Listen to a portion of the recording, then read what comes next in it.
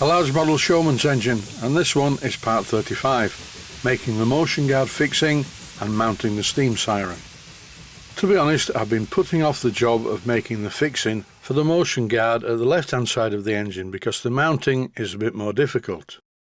The right hand side motion guard was quite easy to figure out. It's just a simple bracket which fastens to the cylinder using a cylinder bolt. But this side needs a more delicate approach. What I need to do is make a slit in the brass sheet where it bends round, like here. And the marking out was very difficult because I had to sort of hold it in place with one hand and scribble away on it with a felt tip pen with the other. As you've just seen, I'm using my Proxxon motor tool with a cutting disc to make a slot in the front part of the guard.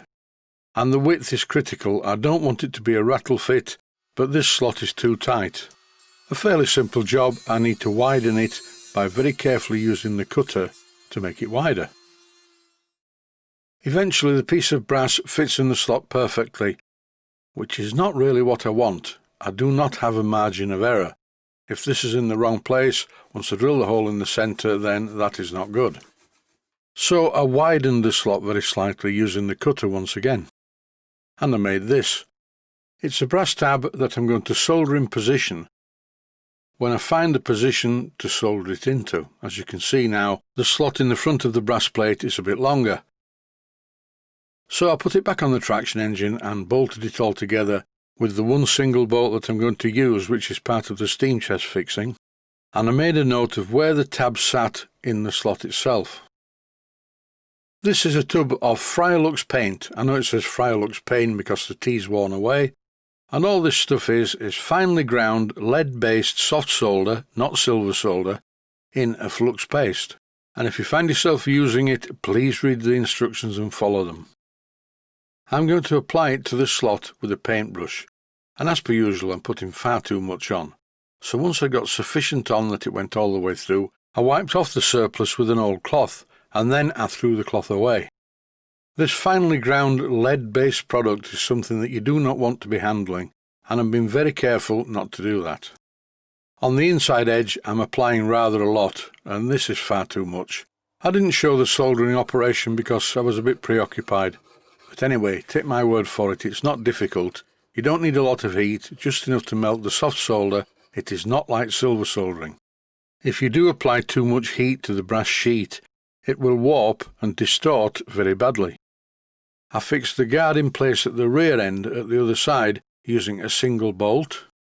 And here, by sitting the plate with the hole in it on top of the plate without the hole, I can easily mark the position for drilling it. What wasn't easy was clamping the plate to the other side to drill the hole for the left-hand plate mounting through the side plate, which is made from steel, using a very small drill.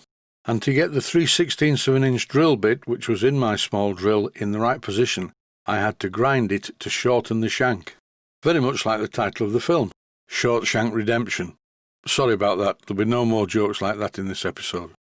One viewer pointed out that the siren was not very rigid on its mounting. I was fairly aware of that. After making the bracket that I knew was too thin, just as a proof of concept, I then edited the video and noticed that it was wobbling about a bit.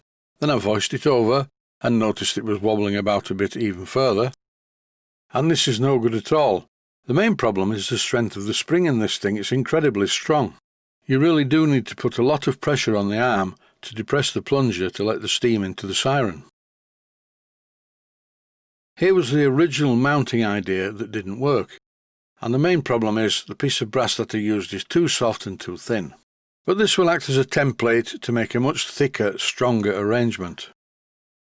One problem is the top of the cylinder slopes, so I had to twist this piece of brass to make sure that the siren was vertical. In this clip you can clearly see the twist in the brass bracket.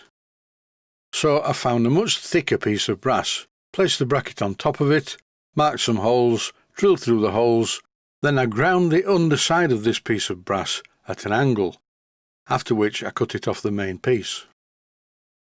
Here it is, I'm sure you get the idea. This compensates for the slope on the top of the cylinder. After I'd done all this, I cleaned up the part on a piece of 400 grit wet-to-dry sandpaper. I threaded the hole in the end of the piece of brass 5/16 by 26 threads per inch to match the thread on the mounting of the siren manifold that I made. Now the assembly is much heavier and feels a lot more rigid. I needed to extend the thread on the centre Allen bronze bolt to accommodate the thickness of the new bracket, and surprisingly it took quite a long time to get everything to line up, but in the end it did. And now, as you can see, it's much better. There's still a very small amount of movement, but that's because the spring is very strong indeed. But this small amount of movement is negligible, and by the time this has a detrimental effect on the bracket, hell will have frozen over. To finish this episode, I'm just going to show you how I positioned the side plates. The brass that's going around the top is 1 inch thick, and so is this ruler. And as you can clearly see in this clip, I clamped the ruler to the top of the side plate. Here it's a bit too high. But when I've made some adjustments, everything should be fine. The next part of the job now is to fit the brass trim at the top and the bottom of the motion guards. But that's another story, in another episode very shortly. That's it for this one. Stay safe, stay well, thanks for watching, and I hope you found it useful. Please take the time to visit my Mainsteam Models website and click on the section of the website that says Video Playlists. And by doing that, you can find other videos that you may like to watch.